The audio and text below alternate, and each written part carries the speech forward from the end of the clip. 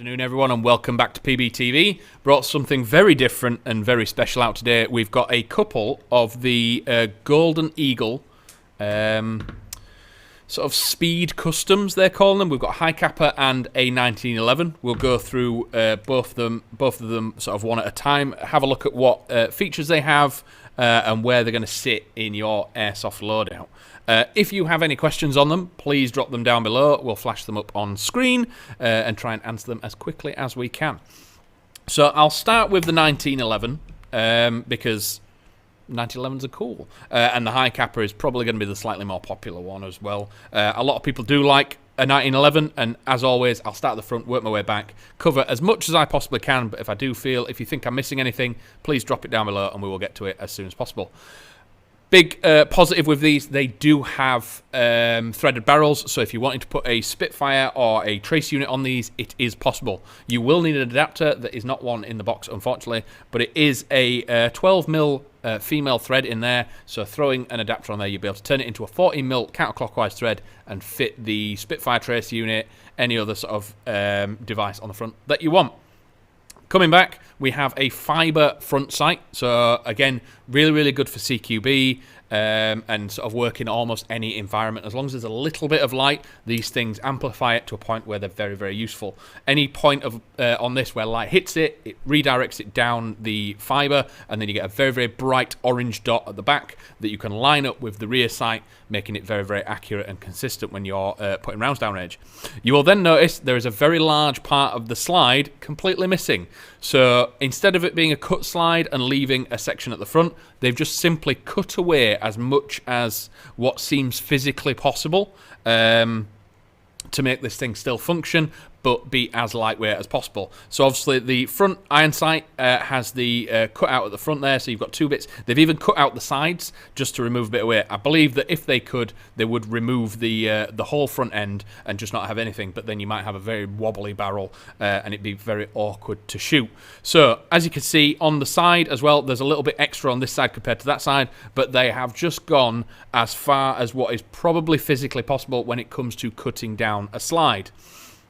What that gives you is an extremely lightweight slide. So the magazine, the gas being vented out the top of the mag when you fire it, it is hitting the mechanical system inside here, throwing the slide back. And with this being so light, it doesn't require as much gas to do that, because once the slide goes so far back, it will then shut the gas reservoir off, and you are then sort of going back to battery. Again, with it being such a lightweight slide, it will slide forward extremely quickly and return to battery extremely quickly, meaning your sort of your follow-up shots, your double taps are going to be very accurate and very fast. I know a lot of sort of speed players are very interested in things like that.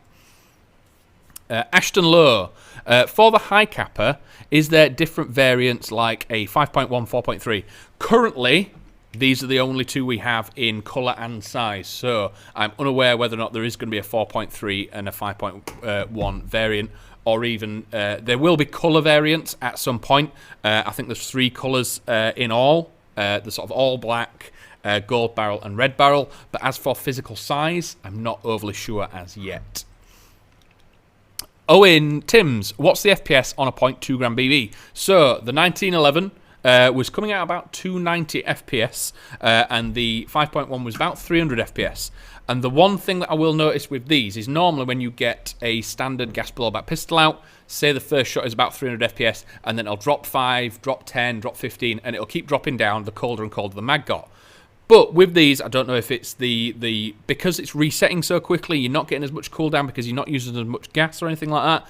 The consistency and the similarity between shot for shot was something I've not really seen before, apart from in very high-end platforms. So this one being sort of 290 out the box, even after 7, 8, 9 shots, it was still doing sort of 289, 288. So again, very consistent FPS, as well as a very good FPS for a gas blowback pistol system. So coming further back, mentioned the rear iron sights are just standard. You can adjust the rear iron sights on this. You can't adjust the front ones, but adjusting that screw is a little bit of elevation. There's a spring inside there, meaning that you can just do very small adjustments with your sort of target and things like that. Standard safety that you get on 1911s does not activate unless it is cocked and the hammer is back, and you have the beaver tail as well. Very cool looking pistol grip things. Again, 1911s, there's a lot of aftermarket bits where you could change these and do different things. So if you've got wood grips or carbon fibre grips or anything that you want to do to trick this out and make it very much yours and unique, that is something that you can definitely do. There is also a very, very small and minor flared magwell on this one. So if I drop the mag out, you can see that it is sort of flared at the back, so it's not the big garish massive ones that you get on some race pistols, but again, that will assist in getting that mag back in the platform once you're reloading. It does lock back, and you do have 25 rounds in a mag. One thing I will say about 1911 mags, it's 25 round capacity. That doesn't mean you should cram 25 rounds in there. Because 1911 mags are very, very thin, you can't fit as much gas in them as, say, EU or high capa magazines. So the real cap value on 1911s is between 7 and 8 rounds. But with Airsoft, I'd probably recommend putting maybe 10 or 12 in a 1911 magazine. You could probably fit 25 in here, but the physical gas reservoir's probably not going to allow you to shoot that many rounds and keep your lockback system working. So either get yourself extended mags, so any standard 1911 GBB mag will fit, and you can get the extended ones. Again, they claim to be 50. I'd probably put maybe 25, maybe 30 on a summer day, but keep the capacity quite low in 1911 mags, because a lot of people are trying to cram 25 in and wonder why they're not getting all 25 out. The gas reservoir is very, very small.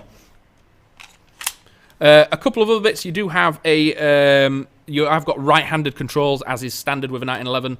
ODST is the sight mount on the rear of the slide. If so, the sight's compatible with an RMR on it. I don't believe so. So there is not a sight plate on this, so there isn't something you can unscrew and drop a RMR or a Frenzy or something on.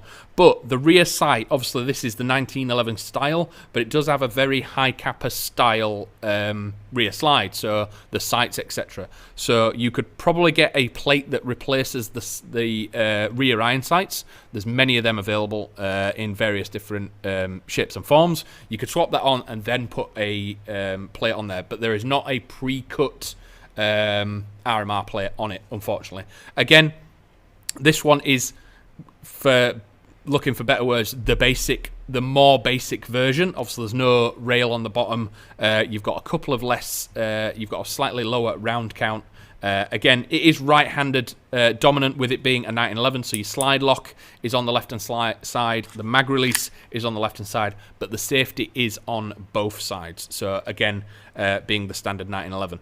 And obviously, the big glaring thing that is there is the corkscrew, the spiral cut red barrel. Again, speed players like to be sort of flashy, a little bit different. These things do look quite cool if it's your thing, and that whole entire cut-out slide is just, I've never seen anything sort of cut down so much. Even sort of skeletonized M4s and things like that usually have a bit more metal on them than this, but again, where all the action is happening back here, they have kept all the structural parts of the slide. So all this bit of the front, for the front iron sight, I'm guessing they would have taken that off if it didn't mean the barrel would just flap around. So that is there to keep the barrel low and stop it kicking off. And again, all where the blowback housing is and all the mechanical parts have been left and sort of still in a structural form.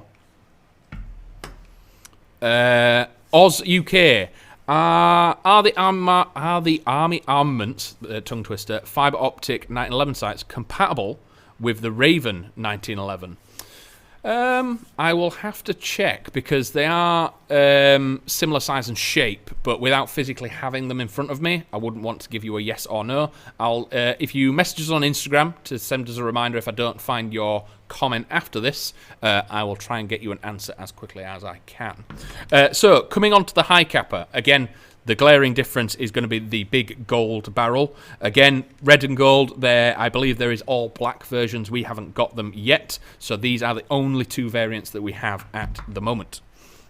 So again, for those that have just joined, this is the Golden Eagle Speed Custom High Capa 5.1, and this was the 1911 variant. So I'll go through the front to back again for people that have just joined. We do have a 12mm female thread on the front. So again, if you wanted to be speed soft and sort of a very sort of fast, aggressive laser beam type player, you can fit your Spitfire tracer unit onto this, but you will need the adapter 12mm to 40mm counterclockwise. We've got the Fibre front sight, making it just very, very convenient, very accurate, even without having to do anything else. The ridiculously cut down slide system that they've done here, even cutting out the sections at the front where they've left a little bit of rail there, but they've cut almost 70% out of the right hand side and a big chunk out of the left hand side as well. They've left a little bit more on the left because I presume they will need sort of rigidity and a little bit of sort of strength at the back end where all the gas and the blowback housing is being kept.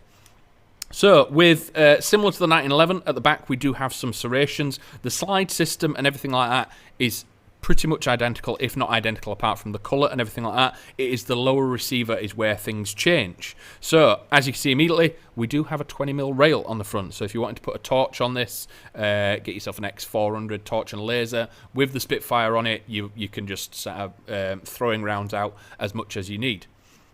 Coming down, we do have some indent points or some indexing points on the trigger guard. So again, you when you grab hold of this or you're running around, you're not having to keep your eyes down. You've got index points, so you know exactly where your hand is at all times, meaning that when you do sort of training or practicing, you know that it's going to be your shots are going to be consistent and in the same spot every time. Controls, again, same with 1911 and standard with high cappers. It is very right-handed dominant out the box. So the slide lock on the left, mag release on the left, but the safety is on both sides. And again, a beaver tail at the back safety. It is slightly bigger and wider. Obviously, the entire receiver is slightly wider than the 1911 to accommodate the bigger mag, which means the beaver tail is slightly bigger as well. We do have the sort of, it's becoming the more sort of common, calling it honeycomb or something like that, grip style that you're seeing on a lot of high cappers. It's been on the Army Armament ones, it's been on the JW3 ones. It's not quite as aggressive as some of the other ones, but it is still very, very comfortable. And again, if you're wearing gloves or anything, this thing's going to stick like glue.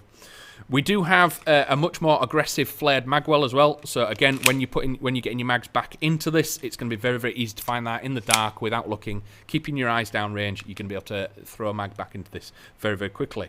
The magazines themselves do have the sort of finger grooves on there, so they do fit quite nicely in the flared Magwell, being able to either pull them out of here or pull them out of pouches.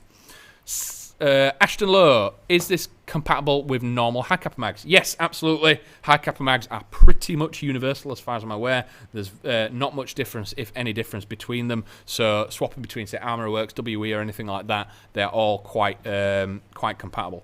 So a slight difference between this. Again, this is a 28 round maximum +1. I did say that the 1911 was 25, but I'd probably stick to maybe 12, 15 on a summer day.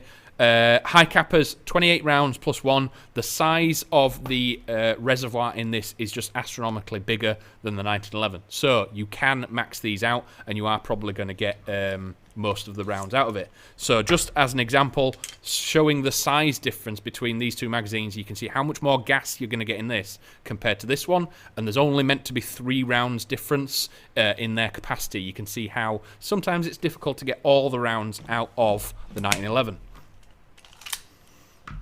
So coming again to the back, we've looked at the beaver tail, and we do have the skeletonized hammer. Again, the actual hammer isn't the bit that actually hits the magazine. It's just what helps recock it with the slide. So keeping that light weight is very, very good. A couple of internal parts. Obviously, underneath this very loud and garish gold barrel, we do have a 6.08 millimeter inner barrel, and I think they're about 112 mil in length. So again, for CQB, if you're going to be a speedy boy and you're going to have a tracer on this, your secondary shots, your double taps and everything like that are going to be so consistent and so fast. It's going to be very, very good. Obviously, it's not a plastic slide, so it might not be quite as sort of reactive as maybe a gold match or anything like that, but there's almost no metal there. So again, these things are coming in at sort of just around 0.6 kilos with a magazine in, so you can tell that the slides are going to be very, very lightweight.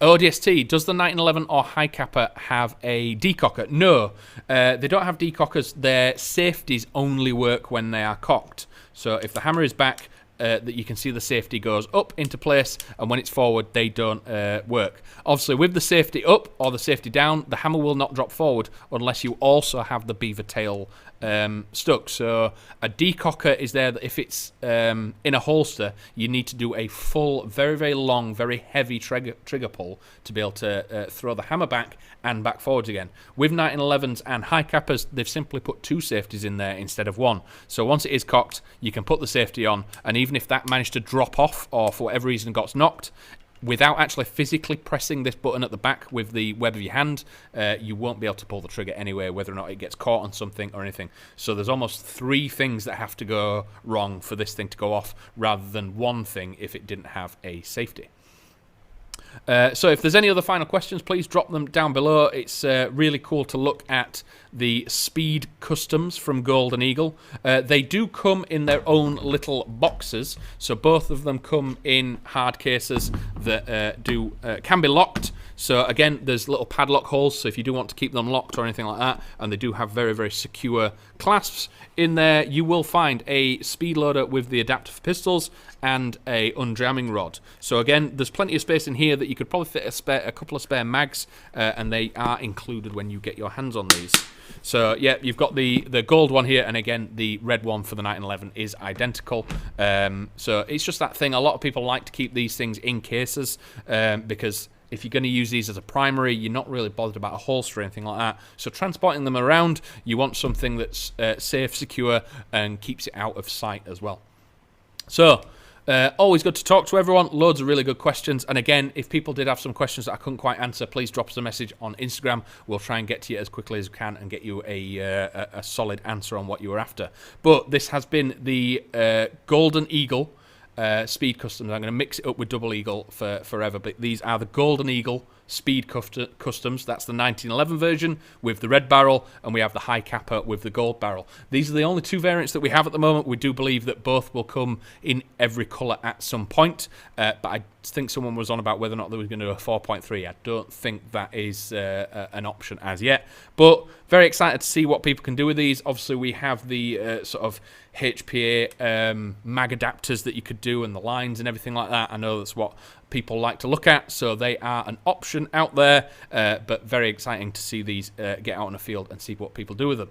If that's everything for today, we'll be back on Friday with another brand new product that's landed with us this week. We'll try and get it online so we can do a live stream with it on Friday, but the brand new Canic TP9 has landed with us, and we're very excited to show that off as well. So if you join us at Friday at about 4 PM, we'll go through that. If not, if you like what we do, please hit that subscribe button. Helps us out a massive amount, and drop yourself a comment after we've gone offline.